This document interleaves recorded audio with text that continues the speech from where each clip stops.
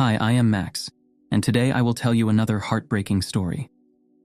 Milton Henry Sawyer Jr. was born in 1963 and grew up in a large blended family with siblings, step-siblings, and half-siblings, with whom he remained close throughout his life. He learned the collectibles trade from his father. Collecting items was definitely his passion, so when he got older, my brother started an antique shop in Elizabeth City, North Carolina, and it was called the Treasure Hunter, where he would buy and sell gold as well. Milton was a divorcee but had 3 young children.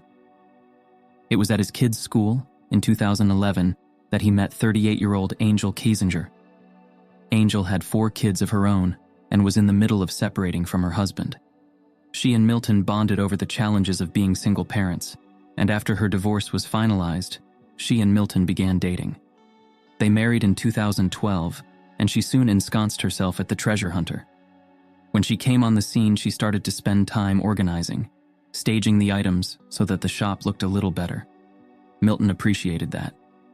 Sawyer's half-brother David Carpenter told, "With a blended family of 7 children, life presented unique challenges to the Sawyers, but from the outside their marriage appeared to be thriving, until August 2018.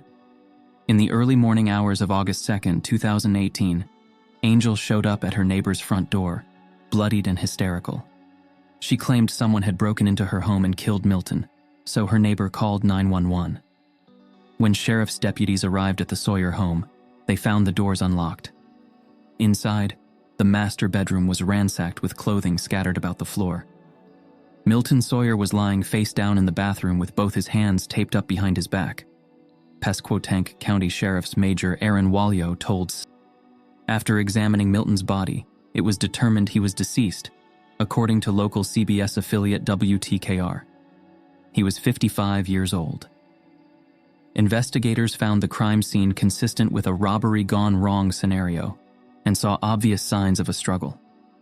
A search of the home revealed the intruder entered through the back door with a key left on a table.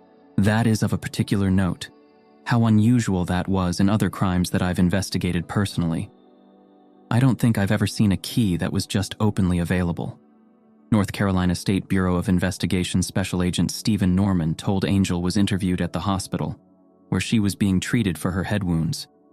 She said her 2 teenage daughters who still lived with them were sleeping over at a friend's house, leaving her and Milton home alone. She claimed that she and Milton were watching TV in bed when she went to get a snack. When she opened the bedroom door, she saw a masked intruder. He had a gun, and he had a mask, and he was just screaming. He was cussing a lot. He said, "Get on the effing ground, and give me all your effing money." Angel told investigators. In her taped statement, Angel said the intruder knew they owned the Treasure Hunter and traded in gold. He took him to the bathroom. He forced Milton down on the ground. He tied his hands, and he just kept telling me, "You need to get the F down, bitch," Angel told investigators. Angel claimed the assailant pistol whipped her, and she became disoriented, so she didn't know how long she was on the floor tied up. When she finally got free, she was unable to revive Milton. She said the Treasure Hunter often attracted an unsavory type trying to hawk stolen goods, claiming earlier that night, a man named Dylan tried to sell what appeared to be a stolen television. The man was known to local law enforcement.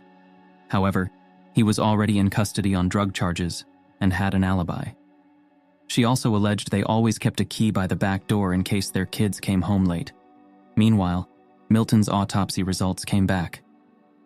The autopsy was completed and the cause of death was manual strangulation, said Norman. Investigators spoke with Milton's siblings, who said Angel was a narcissist who demanded constant attention. Their brothers showered her with gifts to hold her affections, but it wasn't enough, they claimed. Following a car accident, Angel began seeing a physical therapist named Isaac Melcher. Milton suspected they were having an affair, according to Elizabeth City's Daily Advance newspaper. Milton confronted Melcher at his job, but he denied the relationship. Authorities learned the 38-year-old Melcher was married with 3 young children. Investigators spoke with Melcher at his home. He denied any romance with Angel, but said he and his wife were separated.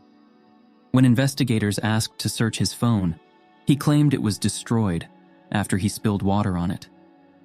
Any time that you kind of miraculously don't have your phone 12 hours after a murder is committed in which you are alleged to have an affair with the surviving person, that's just a super red flag, said Norman.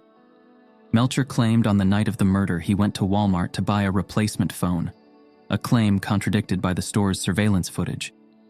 A search warrant was obtained for his home, but when investigators executed it, they learned he had gone to Oregon to visit his mother. Angel also denied any relationship with Melcher, but explained to investigators that she often had to fend off the unwanted attention of men, something that made her husband jealous. Several days later, investigators received a phone call from a friend of Melcher's in Oregon, who said Melcher had confessed to Milton's murder. Isaac had told him this kind of bizarre story about killing a man. He talked about how Isaac told him that he had strangled Milton, and that Isaac told him about being in an affair, said Norman. Melcher told the man the affair started when Angel began flirting with him at work. They became physically intimate, and he fell in love with her. Angel soon told Melcher that her husband was controlling and jealous. She told him, "He will never let me leave. Like, I will not be free of him unless he's dead." It was at this point he was so ready to be with her. He was like, "I'll kill him for you." Prosecutor Kimberly Polini Melcher told his friend that he and Angel planned Milton's murder together.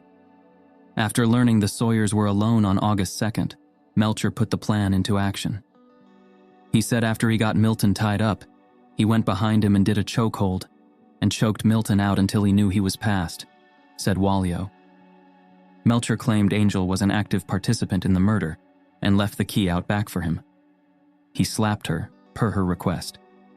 He didn't hit her hard enough, so he says she came and took her head and hit her head on the side table, said Polini. Afterward, Melcher ransacked the bedroom and disposed of his clothing in different trash bins throughout Elizabeth City. The man agreed to record 3 conversations with Melcher to help gather evidence against him. Melcher was soon caught on tape discussing his affair with Angel and the murder of her husband, according to the Daily Advance. On August 21, 2018, deputies arrested Angel Marie Sawyer and Isaac Dustin Melcher and charged them with first-degree murder, according to Hampton, Virginia, ABC affiliate WVC. Under questioning, Angel admitted to the affair with Melcher but claimed the murder was his idea.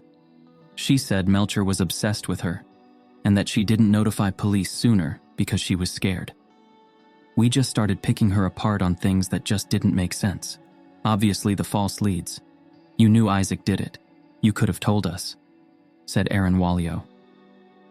In September 2021, Angel Sawyer was found guilty of murder and conspiracy to commit murder and sentenced to life in prison without the possibility of parole, according to the Daily Advance. The star witness against her was her former lover, Isaac Melcher. Following his testimony, Isaac Melcher was allowed to plead guilty to a lesser charge of second-degree murder and was sentenced to 20 years in prison, according to the Daily Advance. He is set for release in 2042. Thanks for tuning into the True Crime Stories. If you enjoyed this episode and want to dive deeper into the world of mysteries and investigations, make sure to hit that like button, subscribe to our channel, and don't forget to turn on notifications so you never miss an update. Share your thoughts in the comments below, and remember, the more you engage, the more intriguing stories we'll bring your way. Until next time, stay curious and stay safe.